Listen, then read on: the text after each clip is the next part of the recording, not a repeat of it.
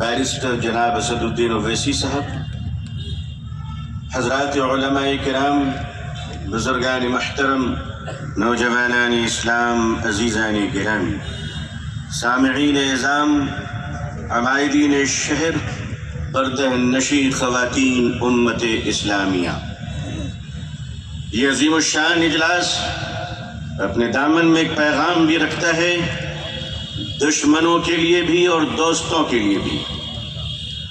دشمنوں کے لیے بھی بڑا پیغام ہے کہ تم ہوش میں آ جاؤ، جو مسلمانوں کے ہاتھوں میں جب شریعت اسلامی صلی اللہ علیہ وسلم کے چراغ روشن ہوں گے تو اے اندھیروں، تمہارا ظلم کتنی بھی طاقتور کیوں نہ ہو، تمہاری موت پھر یقینی ہے۔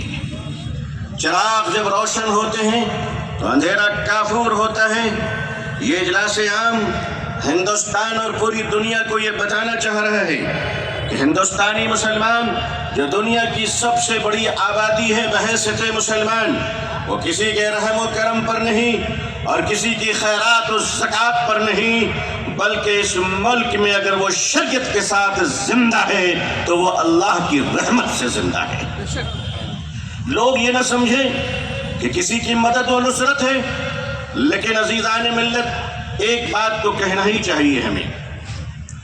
جتنے لوگ یہاں تشریف فرما ہیں، ہم سب ہندوستانی ہیں اور سیمنٹڈ ہندوستانی ہیں۔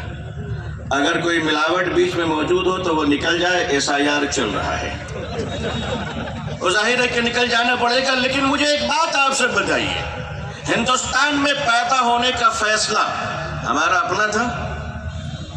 آپ میں سے کسی نے درخواست دیا تھا اللہ میاں کو کہ ہم ہندوستان میں پیدا ہونا چاہتے ہیں؟ اگر کسی نے دیا تھا تو وہ صاحب کشف و کرامت اٹھ کر ذرا اپنے پرنور چہرے کی زیارت کرا دے تاکہ ہم چائنیز مال کو پہچان سکیں۔ یہاں ہر قسم کے ماڈل موجود ہیں۔ اللہ تعالیٰ کو کسی نے درخواست نہیں دی کہ ہم ہندوستان میں پیدا ہونا چاہتے ہیں۔ پھر بتاؤ مسلمانوں، ہندوستان میں پیدا ہونے کا فیصلہ یہ ہمارا ہے، یہ ہمارے خدا کا ہے۔ ہندوستان میں پیدا ہو یہ فیصلہ اللہ کا ہے تو قیامت تک ہندوستان میں اسلام بھی زندہ رہے، یہ فیصلہ اللہ کا ہے۔ اب اس فیصلے میں آپ کتنے معاون ہوں گے؟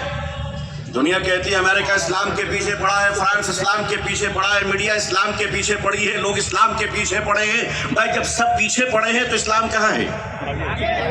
ارے بتاؤ کہاں ہے؟ ارے بھائی اسلام آگے، تو جو آگے ہوگا دنیا اس کے پیچھے پڑے گی نہیں تو کہاں پڑے گی؟ اگر یہ دنیا پیچھے پڑنا بند ہو جائے تو شیروانی اور بریانی والوں پھر تمہاری صبح ظہر کے بعد ہونی شروع ہو جائے گی۔ ایسے بھی تم صبح 10 بجے اٹھتے ہو، سڑکوں پہ آپ نے دوڑتی ہوئی گاڑیوں کے پیچھے دوڑاتے ہوئے کس کو دیکھا ہے؟ کسی کو دیکھا ہے آپ نے؟